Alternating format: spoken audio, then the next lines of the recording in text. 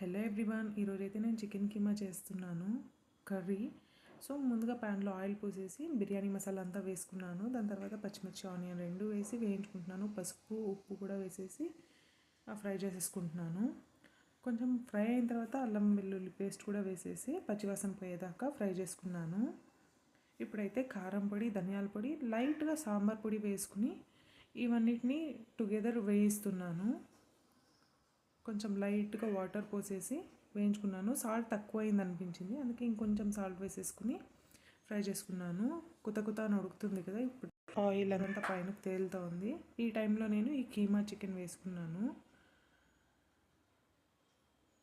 ఇది ఫ్రోజన్ ఇచ్చినారు, సో అందుకే కొంచెం హార్డ్ ఉంది.